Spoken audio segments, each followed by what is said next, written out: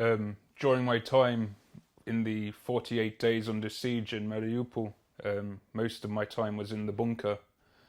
I'd seen two civilians that were captured by Ukrainian forces, allegedly for spying for Russian forces.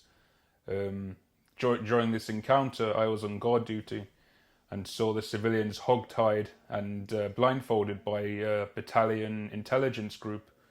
They brought them down into the bunker and placed them into a room. After that, I'd never seen them again, and I don't know what the outcome was or what happened to them. But given the circumstances in which we were in, with enemy forces all around us, I can only stop and think if maybe they did something to them because of the situation we were in. Unfortunately, we won't know until Russian and DNR forces have investigated the full territory of the Metallist factory. And then we might have some information on what happened to these two civilians. So during the 48 days in the bunker, multiple civilians in the beginning of the first few days in Mariupol had come to collect their stuff. Ukrainian forces didn't allow some of the civilians to go to their lockers and collect some of the things before they left. Throughout the past couple of weeks after this, the odd civilian would come by and they would be forcibly told to leave, until eventually they started arresting anyone that would come onto the territory, even if it was just simple mistaken or they were lost. They would take them. As I said before, the two civilians that I had seen arrested by Ukrainian forces, I myself don't know what the outcome was.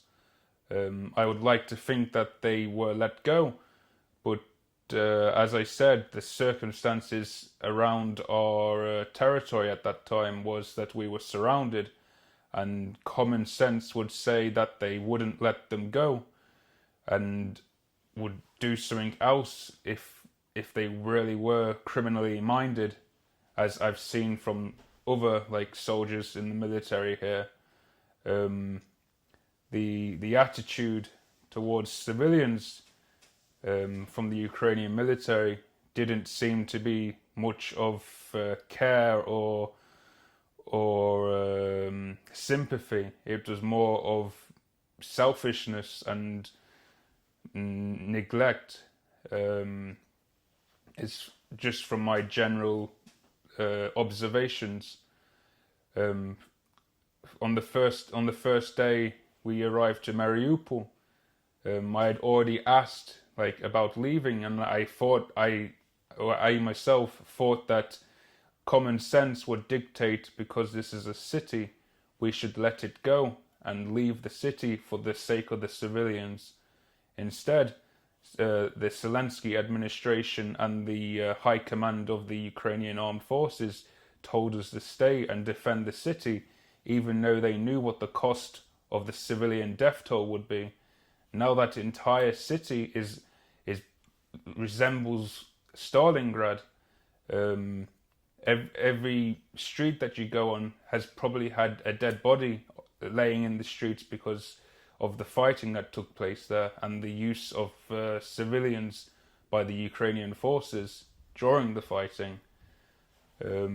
So I think people need to realize they aren't who they say they were, as they like to try and say. So look more into the Russian side, such as open sources such as Patrick Lancaster, for English speakers.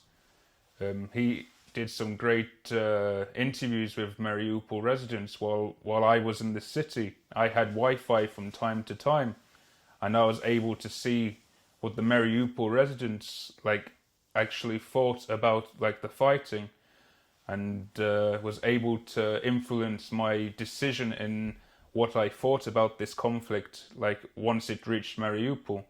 And it's the reason why I also believe that we should have left Mariupol and we should have left Donbass and Luhansk. And I think if we had done that, this war probably would have ended a lot sooner.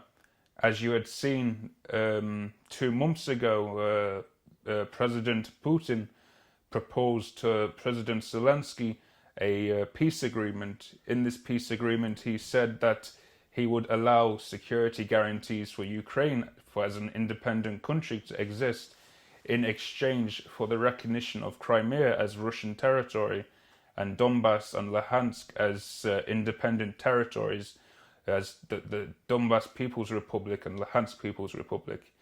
Zelensky chose not to do this, and I personally believe that's criminal, because he could have chosen to end this war, and he didn't choose to end this war.